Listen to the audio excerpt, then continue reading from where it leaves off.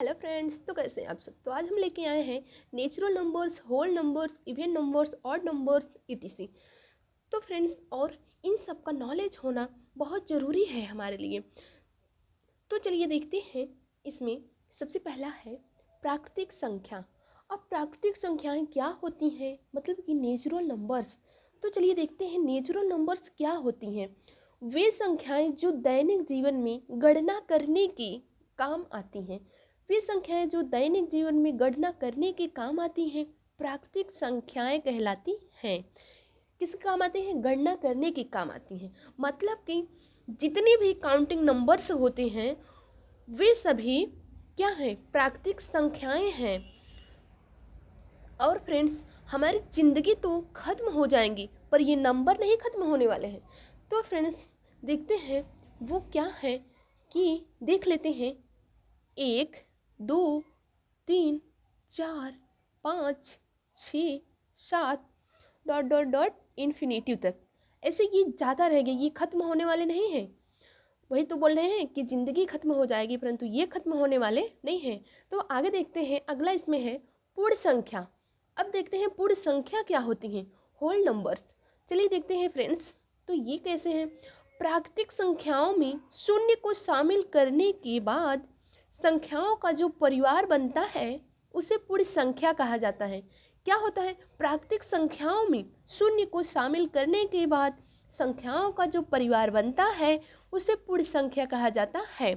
तो फ्रेंड्स, इससे ये समझ में आया कि हम जब प्राकृतिक संख्या में वही जीरो ऐड कर लेंगे तो वो हमारा क्या हो जाएगा? पूर्ण संख्या, मतलब कि होल नंबर्स बन जाएंगे।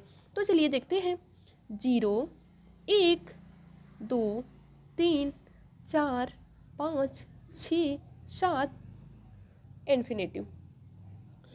तो फ्रेंड्स ये हमारा हुआ कंप्लीट पूर्ण संख्या। तो आगे देख लेते हैं, अगला है हमारा सम संख्या, इवन नंबर्स। अब आ गया हमारा इवन नंबर्स। तो चलिए देखते हैं इवन नंबर्स क्या होते हैं।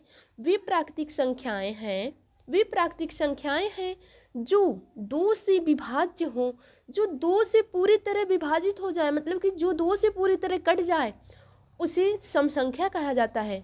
उसे क्या कहते हैं? सम संख्या कहते हैं।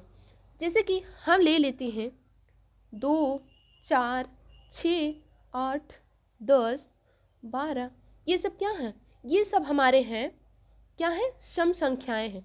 मतलब कि अगर हम 8 में किससे 2 से डिवाइड करेंगे तो ये तो पूरी तरह कट जाएगा।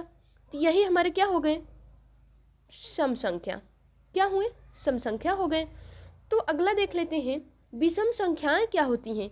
विषम संख्या, ऑड नंबर्स। तो फ्रेंड्स देखते हैं, वे प्राकृतिक संख्या जो 2 से विभाजित नहीं होती हैं, वे प्राकृतिक संख्या जो 2 से विभाजित नहीं होती हैं उन्हें क्या कहते हैं? उन्हें विषम संख्या कहा जाता है। जो 2 से पूरी तरह न कटे उन्हें हम क्या कहते हैं? विषम संख्या कहते हैं। तो इसमें हम देख लेते हैं इसका क्या होगा। 1, फिर 3, 5, फिर 7, फिर उसके बाद इसी तरह से चलता रहेगा। अगर हम फ्रेंड्स 3 में अगर हम 2 से डिवाइड करेंगे तो क्या ये पूरी तरह से डिवाइड होगा? नहीं होगा। तो यही हमारे क्या हैं? विषम संख्याएं हैं।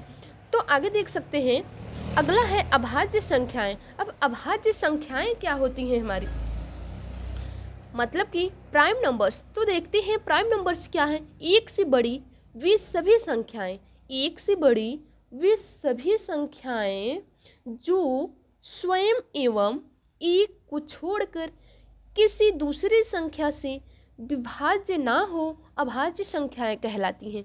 मतलब कि वे संख्याएं जो स्वयं से कटे और तो और एक से कटे, वो क्या है? हमारे प्राइम नंबर्स हैं। जो स्वयं से कटे और एक से कटे उसे हम क्या कहते हैं? प्राइम नंबर्स कहते हैं। तो चलिए देखते हैं, वो हैं, लिखते हैं, वो हैं 2, फिर 3, 5, 7 और 11 डॉट डॉट डॉट इन्फिनिटिव। तो ये हमारे क्या हैं? अभाज्य संख्याएं, मतलब प्राइम नंबर्स हैं।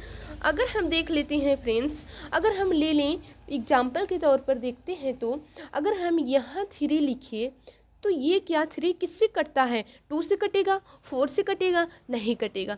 तो ये हमारा एक 1 से कट सकता है और तो और एक 3 से कट सकता है। तो ये हमारा क्या हुआ, प्राइम नंबर्स हैं, क्योंकि ये केवल तो 3 से कट रहा है और तो केवल 1 से कट रहा है। तो ये हमारा क्या हुआ, प्राइम नंबर से हो गए। और आगे देख लेते हैं अगला, अगर हम 27 ले लें तो ये तो हमारा 1 से कटेगा और बाकी तो 3 से भी कट सकता है, अगला 9 से भी कट सकता है और फिर तो ये 27 से भी कट सकता है। तो ये क्या फ्रेंड्स हमारी ये वो प्राइम नंबर से है? तो बोलेंगे कि नहीं, क्यों? क्योंकि ये प्राइम नंबर्स नहीं होती हैं, क्योंकि वो हमारे प्राइम नंबर से हैं जो केवल 1 से कटे और तो स्वयं से कटे, उसे हम प्राइम नंबर्स कहते हैं। ये प्राइम नंबर्स नहीं माने जाएंगे। तो फ्रेंड्स इसी तरह से चलिए आगे देख लेते हैं, आगे देखते हैं आगे, जैसा कि कॉम्पिटिटिव एग्जाम में कैसे क्वेश्चंस बनते हैं अभाज्य संख्याएं से। तो चलिए देखते हैं, इसमें जैसा कि पूछ सकता है कि 1 से 50 तक अभाज्य संख्याएं बताइए। 1 से 50 तक अभाज्य संख्याएं कितनी होती हैं, इस तरह से भी पूछ सकता है। तो 1 से 50 तक अभाज्य संख्याएं कितनी होती हैं? 15 होती हैं। वो भी कौन कौन से? 2 हो गया, 3 हो गया और 5 हो गया, 7, फिर 11, फिर 13, 17, 19, 23, 29, 31, 37, 41, 43 और 47। ये सभी क्या हैं? 1 से 50 तक की अभाज्य संख्याएं हैं। तो आगे से ये भी पूछ सकता है कि 50 से 100 तक की सभी अभाज्य संख्याएं बताइए। तो 50 से 100 तक की अभाज्य संख्याएं कितनी होती हैं? तो ये कितनी होती हैं? 10 होती हैं। तो कितनी होती हैं? 10 होती हैं। वो कौन कौन सी हैं? 53 है, 59 है, 61 है, 67 है, 71 है, 73 है, 79 है, 83 है, 89 है और 97 है। तो ये हो गया 50 से 100 तक के बीच सभी अभाज्य संख्या। अगर पूछ लें कि 1 से 100 तक के बीच कितनी अभाज्य संख्याएं होती हैं, तो 1 से 100 तक के बीच कितनी होती हैं? 15 इधर, 10 इधर, तो कितने हुए? पूरे 25। तो कितना बताया जाएगा? पूरे 25 होते हैं 1 से 100 तक के बीच अभाज्य संख्याएं। तो ये तो हुआ हमारा अभाज्य संख्याएं। अब आगे बात करें तो अगला है परिमेय संख्या किसे कहते हैं। परिमेय संख्या मतलब रेशनल नंबर क्या होता है? तो जो भी चीज़ मतलब कि P/Q के रूप में जो हो उसे हम परिमेय संख्या कहते हैं। जो P/Q के रूप में हो उसे रेशनल नंबर कहते हैं। जहाँ Q डज नॉट इक्वल 0 मतलब जहाँ Q 0 के बराबर ना हो तो उसको क्या हम बोलेंगे? परिमेय संख्या। अगर Q जहाँ 0 हो जाता है वहाँ हमारा वो परिमेय संख्या नहीं होता है, वो हमारा रेशनल नंबर नहीं होता है। तो जैसा कि हम देख सकते हैं, यहाँ लिख सकते हैं 2√3/√3। तो ऊपर नीचे 3 से कट जाएगा, बचेगा 2, आ गया 2, नीचे कुछ नहीं तो अपने मन से 1 लगाएंगे तो 2/1। तो ये हमारा एक क्या है? परिमेय संख्या है, रेशनल नंबर है। जैसा कि हम एक लिख सकते हैं 2/3, तो ये भी हमारा क्या है? परिमेय संख्या है, रेशनल नंबर है। अगर हम अगला पूछ सकते हैं कि ये हमारा क्या 2/0 क्या है, परिमेय संख्या है या नहीं है, तो हम एक प्रकार से बोल सकते हैं कि ये हमारा परिमेय संख्या नहीं है। क्यों नहीं है? क्योंकि हमारे यहाँ क्यों यहाँ हमारा 0 आ गया है, इसलिए हमारा ये परिमेय संख्या नहीं है, ये हमारा नहीं है।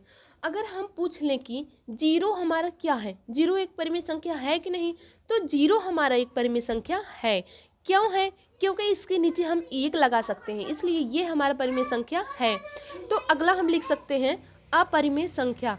अपरिमेय संख्या क्या होता है उसके बारे में चलिए देखते हैं। जब परिमेय संख्या पता चल जाता है तो उसी तरह से हम अपरिमेय संख्या भी समझ सकते हैं, इरेशनल नंबर। तो यहाँ देख सकते हैं अब अपरिमेय संख्या क्या होता है? जो P/Q के रूप में ना हो उसे हम क्या बोलेंगे? अपरिमेय संख्या बोलेंगे। जैसा कि एक एग्जाम्पल देख लेंगे, जैसा कि ये 2/0 क्या है? परिमेय संख्या नहीं है, तो इसको बोलेंगे कि ये अपरिमेय संख्या है। इसी तरह से अगला देख लेते हैं हम। अगला है हमारा सह अभाज्य संख्याएं। अब सह अभाज्य संख्याएं को प्राइम नंबर्स क्या होती हैं वे देखते हैं। वे दोनों संख्याएं जो केवल 1 से कटी, वे दोनों संख्याएं जो केवल 1 से कटी और किसी से नहीं कटनी चाहिए, और किसी भी से नहीं कटने चाहिए, उन्हें सह अभाज्य संख्याएं कहते हैं। तो वो कौन कौन से हैं? मतलब कि वे दोनों संख्याएं जो केवल एक से कटे और किसी से न कटे उन्हें सह अभाज्य संख्याएं कहते हैं। मतलब कि जैसे हम देख लेते हैं 1 और 7, ये हमारा क्या है, एक को प्राइम नंबर है। क्योंकि अगर हम 1 और 7 का क्या करेंगे, HCF अगर हम निकालेंगे इसका, तो ये क्या होगा, कटने पर 1 ही आएगा। अगर हम अगला देख लें कि 5 और 1 का, तो इसका भी हमारा 1 ही आएगा। तो मतलब कि ये क्या कहना चाहता है कि दो संख्याएं ऐसा लो जिसका HCF एक हो, उसे हम क्या बोलते हैं, सह अभाज्य संख्याएं। तो फ्रेंड्स आज के लिए इतना काफ़ी है। Thank you so much.